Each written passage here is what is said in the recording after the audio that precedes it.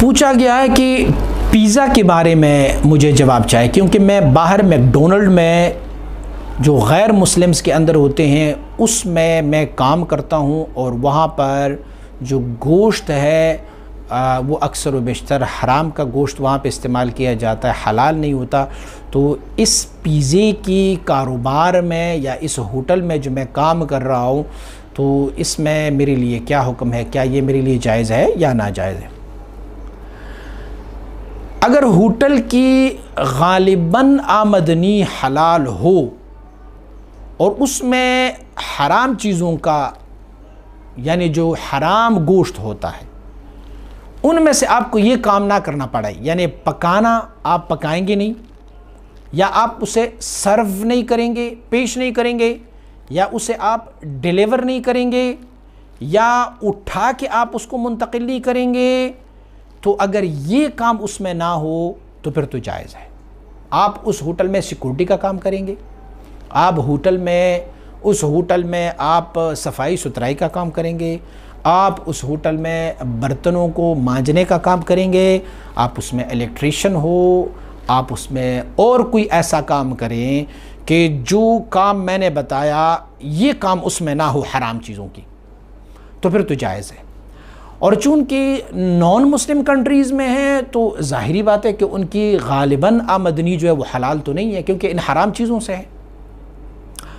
تو اگر یہ کام نہ ہو، آپ نے اس کا گوشت بنانا نہ ہو، یا پھر اس کو آپ نے پکانا نہیں، یا پھر آپ نے اسے کسی کو سرو نہیں کرنا، یا پھر آپ نے اسے کسی کو ڈیلیور نہیں کرنا، یا پھر اٹھا کے ایک جگہ سے لے کے آ کے ہوٹل میں دینا، یا ہوٹل سے اٹھا کے کسی اور بندے کو دینا، یہ کام آپ کا نہ ہو اور اس کے علاوہ کوئی اور کام آپ کا ہو، تو بھلے اس میں حرام کا ہی کھانا ہو تو آپ کو وہاں پر مزدوری کرنا جائز ہے۔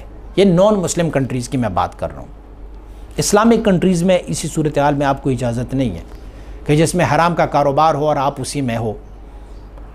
جیسے کہ بہت سارے بینکوں میں سود کا کام ہوتا ہے، لین دین ہوتا ہے، تو ہم ان کے لیے متاخرین علماء نے صرف اور صرف ان کی جو گیٹ کیپنگ ہے، چوکیداری ہے، اس کی جواز کا فتویٰ دیا، وہ بھی بڑی مشکل کے ساتھ دیا ہوا ہے۔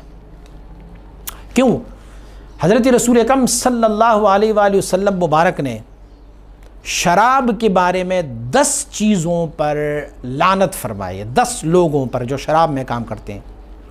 عاصرها، معتصرها، شاربها، حاملها، محمولة الیہ، ساقیها، بائعها، آکل ثمنها، والمشتری لها، والمشترات له۔ سنن ترمذی نے بھی، بخاری نے بھی، ابن ماجہ نے بھی، ابو داؤد نے بھی ان حدیث کو روایت کیا۔ عاصرها، شراب کو کشید کرنے والا، معتصرها، جس کے لیے شراب کو کشید کیا جا رہا ہے، یعنی پلانے والا، پینے والا، پلانے والا، بنانے والا اور پینے والا۔ شاربها، اس کی پینے والا۔ حاملها، اسے اٹھانے والا، یہاں سے وہاں منتقل کرنے والا۔ والمحمولۃ الیہ، جس کے لیے اسے اٹھایا جا رہا ہے، یعنی ایک بندے نے بک کیا ہے اور دوسرا اس کو ڈیلیور کرتا ہے، بک کرنے والا اور ڈیلیور کرنے والا، یہ بھی۔ ساقیها، کسی کو پلانے والا۔ بائعها، بیچنے والا۔ آکل ثمنها، ان میں سے منفعت اور اس کے پیسے کھانے والا، اور والمشتری لہا، کسی اور کے لیے خریدنے والا۔ خود تو نہ پی رہا ہے، نہ بنا رہا ہے، نہ کھا رہا ہے، نہ پیسے انویسٹ کر رہے ہیں، بازار جا رہا ہے، ایک بندے نے ان کو کہا میرے لیے شراب لے کے آ، تو یہ بھی اس میں شامل ہو گیا۔ والمشترات لہ، اور جس کے لیے اس کو خریدا گیا ہے، بیچنے والا، خریدنے والا، لانے والا، کھانے والا، پینے والا، اس میں سے ثمن اور پیسے، نقود، ان سب پر حضور نے لعنت فرمائی ہے۔ سنن ترمذی حدیث نمبر 1295، 1295۔ اس طرح بخاری میں بھی، ابن ماجہ، ابو داؤد، ترمذی، ہمارے فتاوی ہندیہ، فتاوی حدیثیہ، تمام فتاوی جات نے اس کو لکھا ہوا ہے۔ تو اب آپ نے اپنی پیزے کو دیکھنا ہے، کیا آپ اس کو پکا رہے ہیں، پیزے کو سرو کر رہے ہیں، جو پیزا ہے اس کی ثمن اور پیسے لے کے آتے ہیں، آپ فوڈ پانڈے میں کام کر کے اس کو ڈیلیور کرتے ہیں، کس کے لیے ڈیلیور کرتے ہیں؟ یا اس پیزے میں جو حرام گوشت مکس کیا جاتا ہے اسے آپ کہیں سے خرید کے لاتے ہیں ہوٹل میں، یا پھر ہوٹل سے آپ کسی اور کو ڈیلیور کرتے ہیں؟ اگر یہ کام آپ کے نہیں ہے اور اس ہوٹل میں آپ کی کوئی اور نوکری ہے تو جائز ہے، اور اگر یہ ہے تو پھر آپ کے لیے یہ نوکری جائز نہیں ہے۔